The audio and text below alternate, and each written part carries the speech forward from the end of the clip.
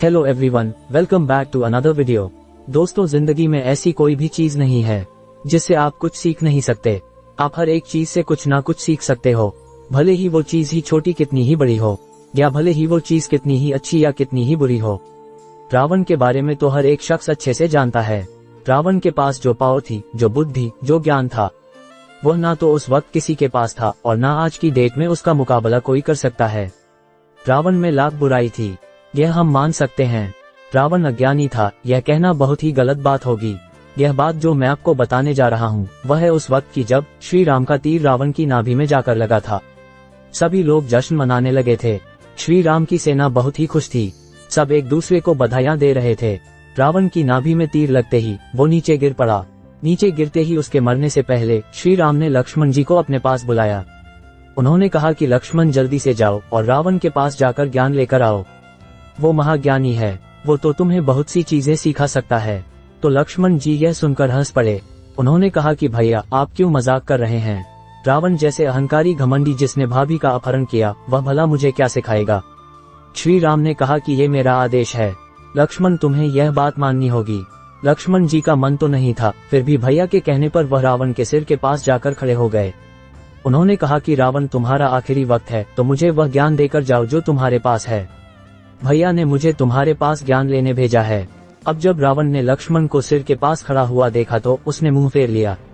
यह देखकर लक्ष्मण और भी ज्यादा गुस्से में आ गए। वो सीधे श्री राम के पास गए और बोले कि मैंने आपको कहा था कि वह बहुत घमंडी है, उसने तो मुझे देख करके मुंह फेर लिया। श्री राम ने पूछा कि तुम कहाँ खड़े थे? लक्ष्मण जी ने कहा कि रावण के सिर के पास खड़ा था, क्योंकि उसका आखिरी वक्त चल रहा है। वह कुछ बोले और मुझे सुनाई ना दिया तो श्री राम लक्ष्मण जी की यह बात सुनकर मुस्कुरा दिए। इस बार श्री राम खुद खड़े हुए और बिना कुछ बोले रावण के पैरों के पास जाकर बैठ गए। उन्होंने जाकर कहा कि हे लंकापति रावण, आप महाज्ञानी हैं, आपके पास कई ग्रंथों का ज्ञान है, पर आपसे एक भूल हो गई थी। आपने मेरी पत्नी का अपहरण किया, जिसकी सजा मैंने आपको दी है। अब जाने से पहले आपके पास जो इतना ज्ञान है उसमें से संसार को कुछ काम की बातें बताकर जाइए। रावण ने कहा कि पहली बात तो मुझे बहुत अच्छा लगा कि तुमने अपने भाई को यह सिखा दिया कि संस्कार क्या होते हैं, अनुशासन क्या होता है। गुरु के पास अगर ज्ञान लेने के लिए जाते हैं तो सिर के पास खड़े नहीं होते, बल्कि उनके पैरों में बैठकर ज्ञान लेते हैं। और दूसरी बात यह है कि तुम्हारे और मेरे बीच सिर्फ एक अंतर है, जिसकी वजह से आज तुम्हारी जीत हुई और मेरी हार। श्री राम ने आराम से पूछा कि वह क्या अंतर है? तो रावण ने बताया कि मैं हर एक मामले में तुमसे श्रेष्ठ हूँ, बल में श्रेष्ठ हूँ, बुद्धि में श्रेष्ठ हूँ, यहाँ तक कि तुम्हारे पास सोने का महल है और मेरे पास सोने की पूरी नगरी है, लंका नगरी। रावण ने जब यह बात कही तो इसीलिए श्री राम ने फिर से पूछा कि वह क्या अंतर है जो आपने बताया नहीं। तब रावण ने बताया कि तुम्हारा भाई तुम्हारे साथ खड़ा है, तुम्हारा भाई तुम्हारे साथ आखिरी वक्त तक डटा रहा, पर मेरे भाई ने मेरे साथ धोखा किया। मेरे भाई ने तुम्हें जाकर बताया कि रावण की नाभि में तीर मारो, तब जाकर उसकी मृत्यु हो सकती है। अपना तुम्हारे साथ खड़ा है और अपना मेरे खिलाफ। तुम जाकर इस दुनिया को बताना कि जब अपने साथ होते हैं तभी बड़े से बड़ा युद्ध जीता जा सकता है। दोस्तों, अपनों का साथ है जो हमें बहुत मजबूती बनाए रखता है, जिसके होने का एहसास हमारे लिए बहुत बड़ी बात है। वैसे तो अपने सीक्रेट किसी से रिवील मत करो। अगर आप किसी राज को चाहते हैं छुपा लेना, उसका सबसे अच्छा तरीका है कि किसी को ना बताएं, क्योंकि आप अपने करीबी को कोई राज बताते हैं तो करीबी का भी कोई ना कोई करीबी होता है।